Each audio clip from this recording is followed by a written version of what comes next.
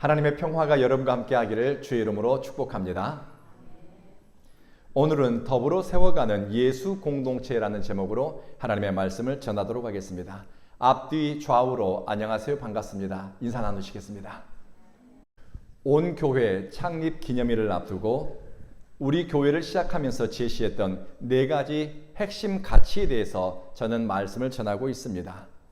첫 번째는 환대를 세상과 사람을 향한 태도로 삼는 것입니다. 온 교회의 온은 한자로 따뜻할 온입니다. 예수님의 사람을 대하는 태도는 따뜻함이었습니다. 주님은 아픈 사람이 오면 고치시고 배고픈 사람이 오면 먹이시고 죄에 사로잡힌 사람은 용서하시고 귀신에 억눌린 사람은 자유하게 하셨습니다. 예수님은 사람을 환대하고 받아들이는데 넉넉했습니다. 타인을 받아들이는 열린 마음과 따뜻한 환대는 예수를 사랑하는 개인과 교회 공동체가 가져야 할 중요한 태도입니다. 그리고 두 번째, 온 교회의 온은 온전할 온입니다. 이것은 예수님의 온전함을 우리의 신앙의 표대로 삼자는 것입니다. 신앙이 지향하는 목표는 선택의 원리가 되고 또 여러분의 선택과 행동에 삶의 영향을 미치게 됩니다. 온 교회에 모이는 예배자들은 예수님의 온전함을 따르고 추구하는 것을 신앙의 표대로 삼았으면 합니다. 예수님을 자꾸 바라보고 열망하고 주님을 닮기 위해서 선택하는 사람에게는 거룩한 변화가 끊임없이 일어납니다.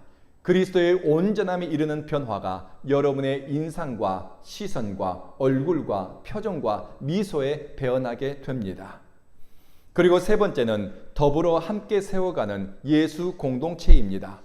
온 교회의 온은 순우리말 온입니다. 이것은 모두 더불어 함께 전부라는 뜻을 가지고 있습니다. 단순히 사람이 여럿 모였다고 해서 공동체가 되는 것은 아닙니다. 참된 교회 공동체, 예수 공동체는 하나님이 승리하시고 기쁨과 평화를 주며 하나님의 정의와 공의를 이루신다는 것을 드러내는 성도들의 모임입니다. 마치 우리 몸을 구성하는 수백억 개의 세포가 한 몸을 구성하는 것처럼 예수 안에 있는 성도들은 하나의 몸을 이룹니다. 손과 발의 기능이 다르지요. 눈과 코의 기능이 다르지만 몸의 여러 기관이 한 몸을 구성하는 것처럼 말입니다. 여러분의 몸이 건강하게 유지되기 위해서는 모든 장기와 신체 기관이 조화롭게 기능하고 제 역할을 해야 됩니다. 이것과 관련해서 바울은 언어가 다르고 인종이 다르고 출신 배경이 다른 초대교회 교인들에게 그리스도의 몸을 이루고 있는 여러분들은 주님의 교회를 조화롭게 만드세요라고 당부했습니다. 화평함으로 그리스도 안에서 하나됨을 이루고 서로 연대하고 소통하고 연결될 것을 당부한 것입니다. 참된 신앙 공동체는 성령 안에서 서로가 연결됩니다. 영적 질서와 균형을 유지하는 것을 중요하게 여깁니다. 나만을 드러내기 위해서 고집하는 것이 아니라 전체 몸을 섬기고 돌보는 상호작용이 성령 안에서 일어나는 것입니다. 반면 건강하지 않은 공동체는 다름이 차별의 대상이 됩니다. 그리고 학연, 지연, 혈연이나 사회적 배경에 따라서 서열을 정하는 것에 대해서 문제의식을 느끼지 못합니다. 심지어 경건과 신앙적 열심이 타인을 정죄하는 기준이 되는 경우도 허다합니다. 제 선배 목사님이 한숨을 쉬면서 제게 들려준 이야기가 있습니다. 그 교회에 새벽 예배에 한 번도 빠지지 않고 출석하는 은퇴 장로님 부부가 계시다고 합니다. 이분들은 평생 새벽 기도를 안 빠졌습니다. 장로니까 더 열심히 했고 권사니까 더 열심히 했습니다. 귀한 일입니다. 이분들은 자신들의 헌신과 그리고 조상들이 이 교회를 위해서 헌신했던 그 신앙의 유산들이 자부심을 넘어서 기득권이 되었습니다. 그리고 나는 새벽 기도회를 이 교회 주일학교 다닐 때부터 한 번도 빠지지 않았어 하는 것이 다른 사람을 판단하고 정죄하는 기준이 되어버렸습니다. 자기보다 열심히 떨어지는 장로, 권사, 집사를 보면은 장로가 돼가지고 저런다고, 권사가 돼가지고 저런다고 이런 말을 서슴없이 대놓고 이렇게 이야기를 하는 겁니다. 사람들이 상처를 받지요. 떠나지요. 자기 경건이 다른 사람을 평가하고 개인의 신앙적 열심이 사람을 판단하는 기준이 되어버리는 거 굉장히 위험합니다. 여러분, 이런 것이 참 경건일까요? 참 경건은 덕을 세우고 사람을 위로하는 힘이 있는데 말입니다. 예수님은 자신의 기도 생활, 영적 기준에 미치지 못하는 제자들에게 너희들 그것밖에 못하니 니들이 그러고도 내 제자냐? 다그치거나 혼내시거나 몰아세운 적이 없습니다. 예수님은 기다려 주었습니다. 부족하지만 그들에게 하나님의 계획을 들려주었습니다. 믿을 수 없을 것 같은데 그 제자들에게 하나님의 섭리에 대해서 언지를 주었습니다. 심지어 모든 민족으로 제자를 삼아 아버지와 아들과 성령의 이름으로 세례를 주라고 하는 위대한 꿈까지 제자들에게 계승해 주었습니다. 건강한 공동체를 함께 더불어 세워간다는 것은 나도 그들과 함께 성장해 간다는 것입니다. 공동체를 영어로 커뮤니티라고 부릅니다. 예수님의 제자 공동체는 단순한 사람들의 모임을 넘어서는 것이었습니다. 영어 단어 커뮤니티는 라틴어 커뮤니타스에서 파생된 말입니다. 이것은 같은 동종의 공공의 어떤 가치에 공감하는 사람들의 집단을 의미합니다. 여기서 중요한 것은 누구를 중심으로 그리고 어떤 가치를 목적으로 함께 모였느냐가 중요합니다. 무엇이 그들에게 공감대를 만들고 무엇이 그들을 하나 되도록 연합시키는 것인가, 구심점이 무엇인가, 이것이 중요하다는 것입니다. 제자 공동체의 구심점은 예수 그리스도였습니다. 제자들은 예수님과 함께 한 식탁에 둘러앉아서 그들은 일용할 양식, 빵과 음료를 먹고 마셨고 그들은 영원한 생명, 예수 그리스도를 한 식탁에서 먹고 마셨습니다. 저는 예수님과 함께 떡을 떼는 제자 공동체를 생각하면서 정말 감동적인 모습이라고 생각했습니다. 먹는 것은 일용할 양식이지만 그 자리는 어떤 것입니까? 영원한 생명으로 풍성해지는 식탁의 공동체가 예수 식탁 공동체였습니다. 예수님이 식탁에 제자들과 둘러앉아 떡을 들어 축사하시고 하나님 아버지 감사합니다. 일용할 양식을 주심에 감사하고 제자들에게 떡을 떼어줍니다. 제자들은 일용할 양식을 먹습니다. 그런데 그 자리, 예수 그리스도로 더불어 먹고 마시는 자리는 육체의 일용할 양식만이 아니라 영혼을 위한 영원한 양식을 먹고 마시는 자리가 되었습니다. 예수가 그곳에 있었기 때문에 가능한 일입니다. 서로 다른 사람들이 모였으나 예수를 중심으로 그들은 연결되었습니다. 제자들은 예수 생명을 먹고 마시며 살아있는 공동체로 존재하고 활동했습니다. 우리 온 교회가 더불어 연합하여 함께 어우러져 존재할 수 있는 것은 마음이 맞는 사람들끼리 혹은 생활 환경이나 의식 수준이 비슷한 사람들끼리 모여서가 아닙니다. 우리 안에 예수 그리스도가 있기 때문입니다. 예수 그리스도를 구심점으로 삼았기 때문에 우리는 서로 다른 사람이지만 남남이지만 우리는 그리스도 안에서 형제가 되고 자매가 되고 가족이 되는 연습을 이곳에서 하는 것입니다. 우리는 다름을 넘어서 상대방을 보듬어주고 서로의 연약함을 이해해주고 부족함이 있음에도 우리는 보듬어주는 것입니다. 그것이 예수 공동체입니다. 우리는 이곳에서 예수를 통해 소통하고 예수 안에서 살아있는 교회를 세워가기 위해 마음을 모았습니다. 우리를 하나 되게 만드는 구심점은 예수 그리스도입니다. 성령 안에서 우리는 한 마음으로 연합할 수 있고 하나님이 기뻐하고 성령이 임재하는 거룩한 주님의 공동체를 우리는 만들어갈 수 있습니다. 왜요? 우리는 예수 안에서 연결되고 소통하고 마음을 두었기 때문입니다.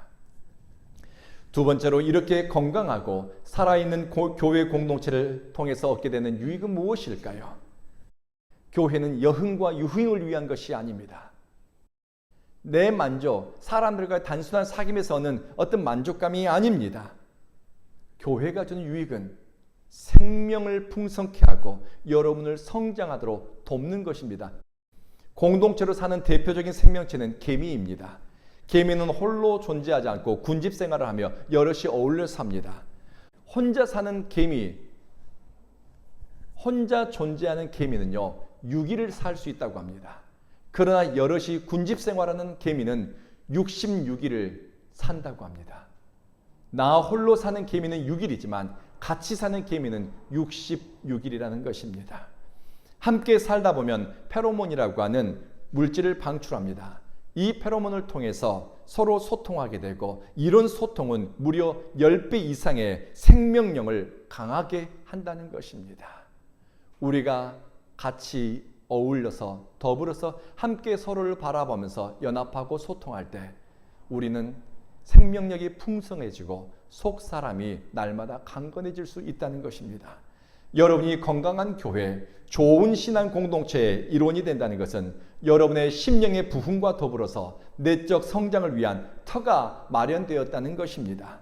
살아있는 교회 공동체는 성도의 삶에 선한 영향을 미치고 내적 성장을 돕는 역할을 합니다. 성도 간의 친밀한 사랑의 소통이 일어나는 공동체의 유익에 대해서 같이 가고 더불어 세워가는 공동체 유익에 대해서 전도서 4장에서 솔로몬은 이렇게 들려줍니다. 여러분, 혼자보다 둘이 낫습니다. 두 사람이 함께 힘을 모을 때 더 좋은 결과를 만들어낼 수 있기 때문입니다. 혼자 있다 넘어지면은 일으켜 세워줄 사람이 없습니다. 그러나 함께 동행하면 옆에 사람이 넘어질 때 다른 사람이 손 내밀어서 일으켜 줄 수가 있습니다. 둘이 누우면은 상대방의 체온 때문에 따뜻하지요? 그러나 혼자 누우면 그렇게 따뜻하지 않습니다. 혼자 싸우면 이기기 힘들지만 둘이 힘을 합하면 적에게 맞설 수가 있습니다. 삼겹줄 평화는 이렇게 견고합니다. 사랑하는 성도 여러분, 우리 온 교회가 서로 힘을 모으는 교회, 서로를 일으켜주는 배려가 있고 함께 동행하는 연합을 만들고 따뜻함과 친절함으로 서로를 돌아보고 이런저런 어려움을 극복하기 위해서 서로 뜻을 모으고 교회 공동체를 위한 것이면서 또한 여러분의 생명과 여러분의 영혼의 성장을 돌보는 일이 될 것입니다. 마지막으로 더불어 세워가는 공동체를 위한 실천적인 내용들입니다. 교회도 사람들의 모임이기 때문에 정치가 필요합니다. 공동체를 위한 교회 정치는 어떠해야 되는가? 소통을 수단으로 삼고 그리고 공공성의 가치를 목적으로 해야 됩니다. 갈등이 있고 분쟁하는 교회에게는 특징이 있습니다. 한두 사람이나 특정 집단의 이해관계에 따라서 의사결정이 이루어집니다. 공동체의 덕을 세우기보다는 목소리 큰 사람, 세를 과시하는 집단에 의해서 교회의 방향이 좌우로 흔들립니다.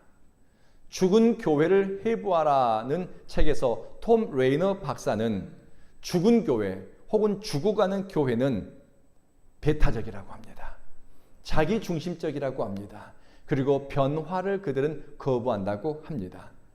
자기들의 기득권을 고집한다고 합니다. 변화를 받아들이는데 소극적이 됩니다.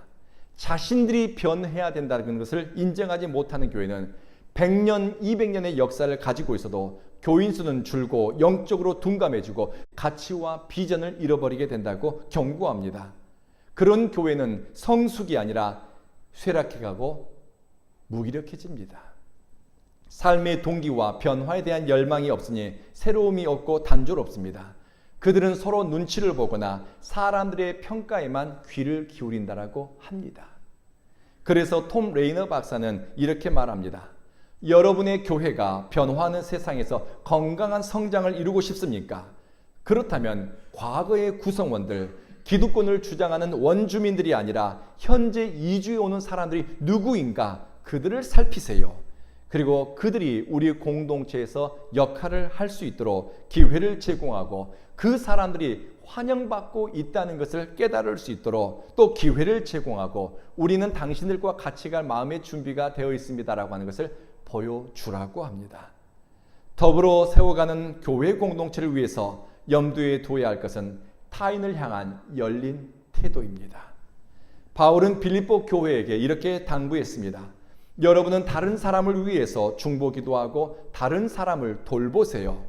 심령이 살아있는 성도, 성령이 임재하는 교회는 다른 사람의 유익을 돌볼 줄 아는 깊은 배려가 있습니다. 배려는 성숙함에서 나옵니다. 건강하지 못한 교회는 자신들만의 유익 혹은 소수만의 이익을 위한 것을 최선이라고 생각합니다. 그들은 저급한 수준의 이해의 득실만을 따지게 됩니다. 배려가 없고 이기적입니다. 자기 중심적이기 때문에 신앙도 삶의 태도도 선택하는 것도 늘 자기 자신에게만 맞추어져 있습니다. 그래서 어떤 교회학자는 현대의 교회 정체성에 대해서 이렇게 정의합니다. 자기 중심적인 교회 혹은 자기 도취적인 교회. 어떻게 해야 자기 중심적인 신앙 태도를 극복하고 더불어 함께 세워가는 교회를 만들 수 있을까? 브루더 호프라고 하는 기독교 공동체는 2차 세계대전 이후에 많은 공동체 운동을 한 사람들에게 영감을 주었습니다. 그들은 건강한 예수 공동체를 세워가는 비결에 대해서 이렇게 말합니다. 공동체를 위해 자기의 것을 내놓는 선택, 공동체의 유익을 위해서 개인적인 것을 나누는 결단이 신비로운 일을 일으킵니다. 내 것을 내놓는, 내 권리를 주장하는 것을 포기한 데서 신비스러운 하나님의 역사를 보게 된다는 것입니다. 자발적인 내놓음과 순종하는 자유는 교회 공동체를 세상의 여러 집단과 구별되게 합니다. 예수 안에서 거듭난 사람, 자유를 경험한 사람은 성령 안에서 우리가 화목함을 만들고 있다는 것에 대해서 자부심을 느낍니다. 그리고 선을 위해서 뜻을 모으고 화목함을 이루기 위해서 내 고집을 내려놓는 것, 꺾는 것, 내 기질을 내려놓는 것, 이것을 의미 있게 생각합니다. 헌신하는 것을 가치 있게 여기고 다른 사람의 헌신과 들음을 소중하게 여깁니다. 공동체의 힘은 바로 이런 태도에서 나옵니다. 더불어 세워가는 공동체는 순종의 능력을 확신하지요. 순종은 죄된 인간의 본성을 죽이고 그리고 나를 새로운 차원으로 성장하도록 만드는 강력한 도구입니다. 순종을 하면 자존심이 상할 것 같지요. 순종하면 내가 없어지는 것 같지요. 아니요. 예수를 믿는 사람들은 순종을 통해서 내가 거룩한 존재로 지어져 가는 것을 그들은 경험하게 됩니다. 내면에 사람을 향해 열려있는 마음이 있고 하나님의 부르심과 보내심에 순종하겠다고 하는 의지가 있는 사람은 바로 그 사람 내면에서 그 사람의 시간 속에서 하나님은 역사하십니다. 부르심에 응답하는 사람은 희생하는 것을, 순종하는 것을 손해본다고 여기지 않습니다. 예수님의 제자들과 초대교회의 성도들은 부르심을 따라가기 위해서 그들은 손익계산서를 따지지 않았습니다. 손익을 따졌던 대표적인 사람은 데마와 같은 사람이었습니다. 바울은 그 사람을 가리켜서 그는 세상을 너무 사랑해서 우리를 떠났고 교회를 떠났고 주님을 등졌다라고 이야기합니다. 말씀을 마치겠습니다. 더불어 함께 세워가는 교회 공동체는 사랑과 일치로 우리가 부르심을 받았다는 것을 사명으로 여기는 교회입니다. 우리 온 교회가 살아있는 교회, 생명으로 충만한 교회가 되기 위해서 우리는 예배와 교회 안에 성령님이 머물러야 합니다. 성령은 둘을 하나로 묶습니다. 서로 연합할 수 있도록 우리 마음을 준비시키고 그리고 우리가 화목함을 위해서 선택할 수 있도록 성령님은 용기를 주십니다. 믿으십니까? 사랑하는 성도 여러분, 우리는 미리 계획하지 않았지만 교회를 세우겠다고 설계하지 않았지만 온 교회를 이곳에서 시작했고 또 온 교회를 주님의 몸으로 세워가고 있습니다. 여기까지 오는데 여러분 정말 많이 애쓰셨습니다. 주님 사랑하는 마음으로 여러분은 서로를 손잡아 주었고 서로를 위해서 기도해 주었고 이곳 제주에 하나님이 기뻐하는 교회 세우기 위해서 여러분은 물질을 드리는데 인색하지 않았고 몸의 수고를 아끼지 않았습니다.